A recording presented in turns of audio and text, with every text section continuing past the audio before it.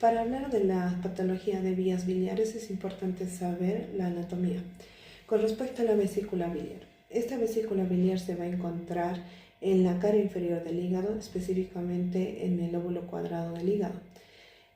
Vamos a ver que va a tener una longitud de 7 a 10 centímetros y va a tener un ancho de 2,5 a 3 centímetros en su fondo. Con respecto a su cantidad o contenido, puede tener de 30 a 50 ml. También vemos que va a estar compuesta por 4 partes importantes, las cuales son el fondo, el cuerpo, el infundíbulo que une el cuerpo con el cuello, y por último tenemos el cuello, que va a irse a continuar con el conducto cístico. Es importante saber con respecto a su irrigación que va a estar dada por la arteria cística, que es rama de la hepática derecha. La inervación, esta va a tener una inervación tanto simpática como parasimpática. Esta última es con respecto a su contracción, lo va a hacer a través del nervio vago, y la inervación simpática es a través del plexo celíaco. Con respecto a las vías biliares, vamos a ver que va a estar compuesta principalmente por lo que es el conducto hepático común, que es el conjunto de los conductos hepáticos tanto izquierdo como derecho, que aproximadamente va a medir de lo que son de 1 a 2 centímetros y va a tener un diámetro aproximadamente de 4 milímetros. Este hepático común se va a ir a unir a lo que es el conducto cístico, el cual mide aproximadamente de 2 a 4 centímetros para ir a formar lo que es el conducto colédoco. Este conducto colédoco mide aproximadamente de 7 a 10 centímetros y tiene un diámetro de 5 milímetros. Ambos, es decir, el conducto colédoco va a ir a desembocar a lo que es una dilatación que se denomina la ampolla de Vater, en el cual se une junto con el conducto de Wilson o pancreático, que van a ir a atravesar la pared del duodeno para ir a desembocar a la segunda porción del duodeno, donde va a haber un engrosamiento de las fibras musculares, los cuales van a dar como origen a lo que es el esfínter de Oddi. Con respecto a es importante también saber un triángulo esencialmente importante para el tratamiento, que es el triángulo de Calot. Este triángulo va a estar compuesto por lo que son el conducto cístico, el conducto hepático común y su parte inferior de lo que es la cara del hígado, donde va a tener como tal su contenido a la arteria cística, rama de la hepática derecha, asimismo el ganglio de Mascagni. Ahora hablemos de la fisiología de la vesícula. Son 3 mecanismos importantes que realiza la vesícula, que es la regulación del vaciado vesicular, que esto tiene que ver con el eje neurohormonal, es decir, con hormonas como la colecistoquinina esencialmente, que esta es secretada por células duodenales, las cuales se activan a través del consumo de alimentos colecistoquinéticos. El llenado vesicular. Este llenado vesicular lo hace a través de una diferencia de presiones que existe entre el conducto cístico, que tiene una presión de 5 milímetros de mercurio, y la presión del conducto colédoco, que es de 10 milímetros de mercurio. Con respecto a la reabsorción vesicular, se dice que la vesícula va a reabsorber generalmente agua y electrolitos para una mayor concentración de la bilis como tal. Vemos que la bilis es importante saber cómo está compuesta.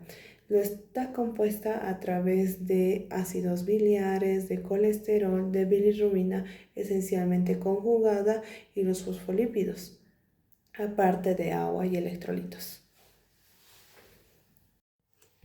Bueno, ahora hablando plenamente de la patología de vesícula y vías biliares, hablamos de la colelitiasis, la cual se va a definir como la presencia de cálculos o piedras dentro de la vesícula biliar, formando alteraciones a nivel de lo que es la bilis principalmente.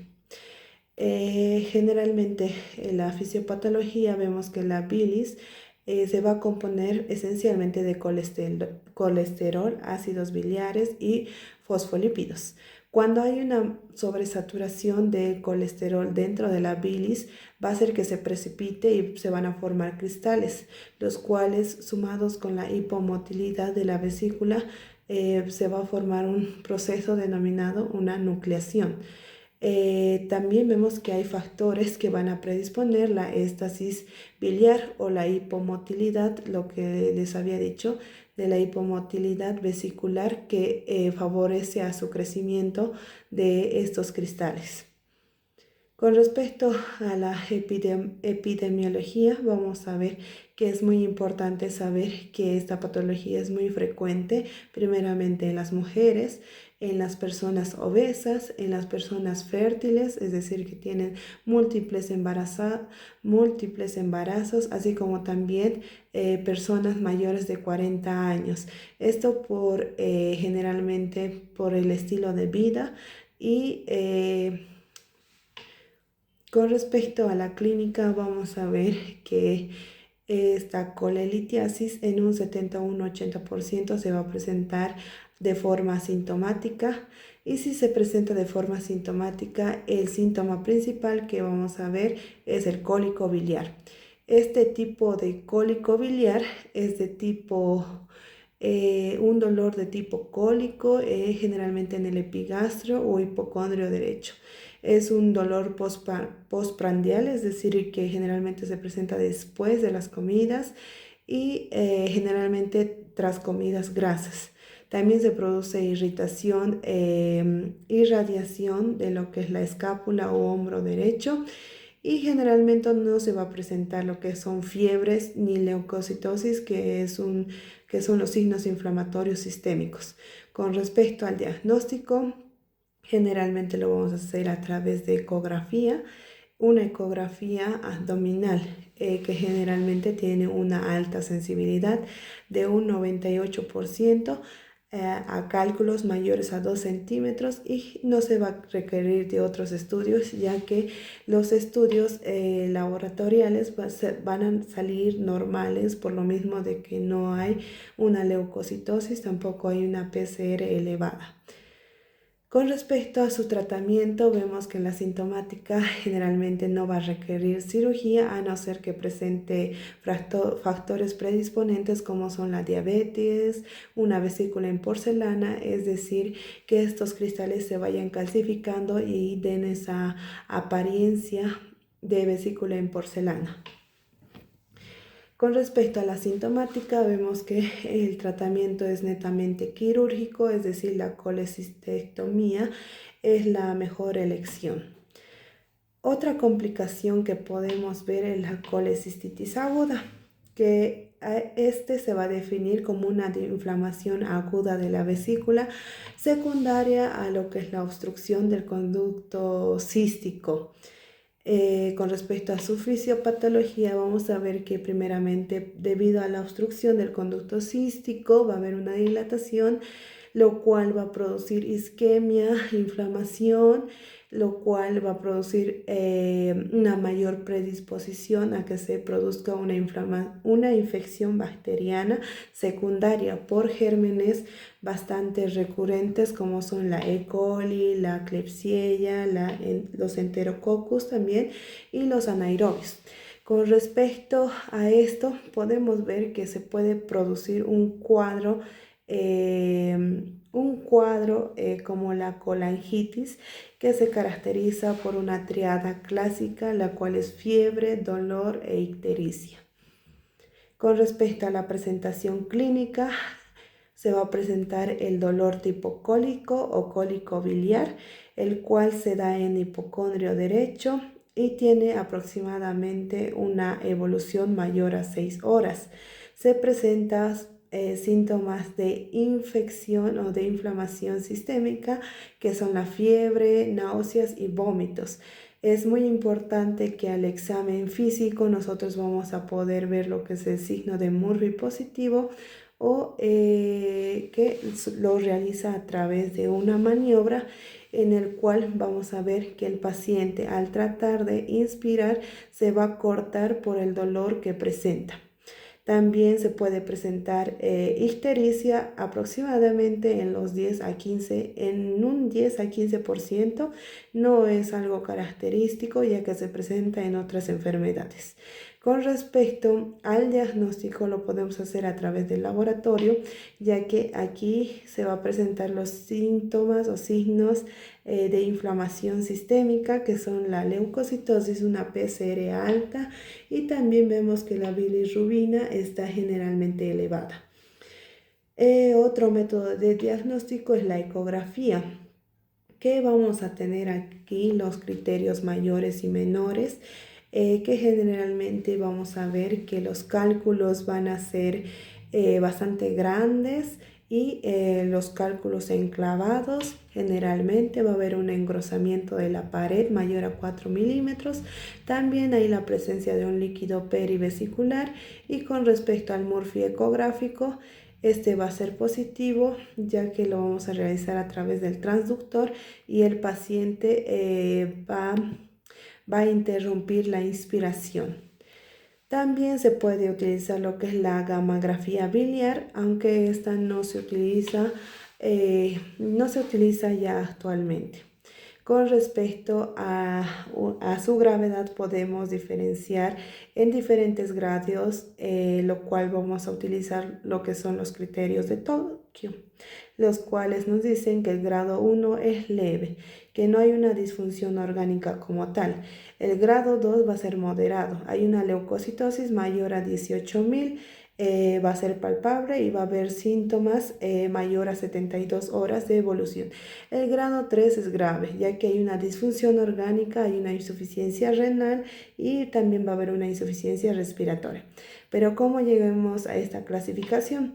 Tenemos tres grandes parámetros, los cuales son los criterios sistémicos, los cuales ya habíamos mencionado, que son la fiebre, la leucocitosis, el PCR, y con respecto a los signos locales, que son la palpación y el signo de Murphy positivo. También tenemos los criterios ecográficos que ya habíamos mencionado, que son un cálculo enclavado, una dilatación de la pared mayor a 4 milímetros y líquido perivesicular, que estos son los más importantes. Con respecto al tratamiento, vemos que va a haber, primero debemos realizar una estabilización inicial, el cual se va a considerar en una hidratación, tenemos que tratar lo que es la analgesia también, y muchas veces debemos utilizar lo que son los antibióticos, ya que va a haber una sobreagregación bacteriana. Lo más importante es utilizar lo que son las cefalosporinas de tercera generación. También utilizamos el metronidazol para anaerobios, y con respecto a los gram positivos los utilizamos la penicilina unido a un IBL, que podría ser tazobactam, o generalmente la conducta terapéutica favorable va a ser la colecistectomía laparoscópica, que esta se debe realizar en las primeras 72 horas. También debemos ver la estabilización del paciente después de la cirugía. También debemos ver lo que es el ayuno u otras medidas terapéuticas. Con respecto a la colecistitis crónica, esta se va a definir como una inflamación crónica y progresiva de la vesícula biliar en episodios repetitivos, que ya no va a entrar dentro de la clasificación de una colecistitis aguda. Con respecto a la fisiopatología, vamos a ver que va a haber una exposición repetida a lo que son las litiasis. También va a haber una fibrosis de la pared, que es muy característico. También vamos a ver que hay una atrofia de la mucosa, va a haber calcificación dando predisposición a lo que es la vesícula en porcelana, va a haber una disfunción vesicular, lo cual le va a dar una hipomotilidad, el cual es un factor predisponente para la formación de litos. Con respecto a la clínica, va a haber un dolor en epigastrio, que generalmente es similar al cólico biliar. y va a ser de menor intensidad, lo cual el paciente no le va a dar mucha importancia y va a haber una intolerancia esencialmente a las grasas, es decir, a comidas copiosas. También se presenta lo que es la dispepsia y la distensión postprandial, es decir, que después de las comidas. Con respecto al diagnóstico, también es ecográfico y vamos a ver un engrosamiento de la pared, va a haber una vesícula que va a presentar esclerosis, es decir, va a ser esclerótica. También se va a presentar lo que son muchas veces la litiasis vesicular, es decir, la presencia de litos o piedras dentro de la vesícula.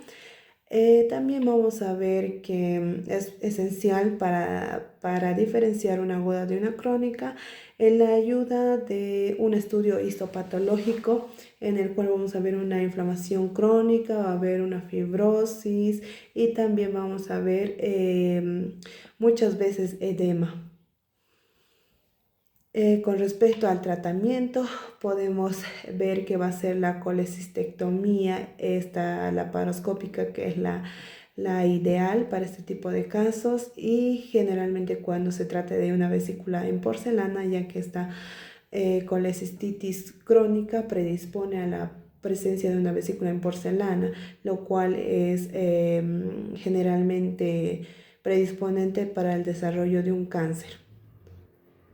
La coledocolitiasis. Ahora, la coledocolitiasis, esta se define generalmente como la presencia de uno o más cálculos dentro del conducto coledoco. Este va a ser de forma primaria o secundaria. La primaria vemos que va a haber una formación de un cálculo dentro del coledoco. Es decir, que es rara por lo mismo de que va a haber la bilis va a estar infectada y va a ser secundaria cuando se exista la migración del cálculo, es decir, este cálculo va a ir desde la vesícula como tal, va a atravesar el conducto cístico y va a llegar al conducto coledoco. Con respecto a la clínica, va a haber un dolor en hipocondrio derecho, también en epigastrio, va a haber una ictericia.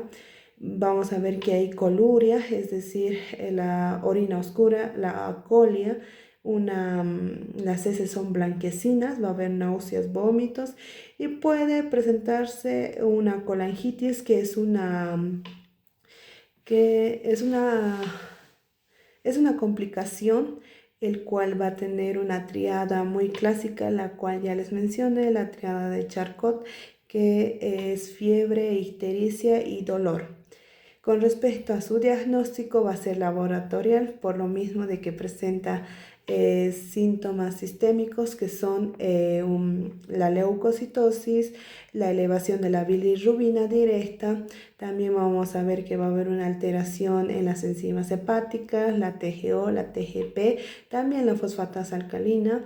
Con respecto a la ecografía, va a haber una dilatación de estas vías biliares, tanto del coledoco, que es mayor a 6 milímetros, ya lo consideramos algo anormal, y posiblemente la presencia de un cálculo enclavado. Es muy importante aquí el estudio de la ERCP, la cual es una colangiopancreatografía retrógrada endoscópica, la cual es importante tanto para el diagnóstico así como también para su tratamiento. Con respecto a su tratamiento, sabemos que se debe realizar la descompresión de la vía biliar, que lo realizamos a través de este estudio, que es la ERCP, que es la colangiopancreatografía endoscópica retrógrada. En casos difíciles se puede realizar a través de drenajes. Es muy importante la utilización de una sonda tipo T o de Kerr, el cual lo vamos a realizar. También otra alternativa es la colecistectomía laparoscópica, la cual no es muy eficiente ya que el cálculo se encuentra en el conducto coledoco. También podemos realizar otro tipo de tratamiento, pero sin embargo el más importante es la utilización de la ERCP. Eso es todo y muchas gracias.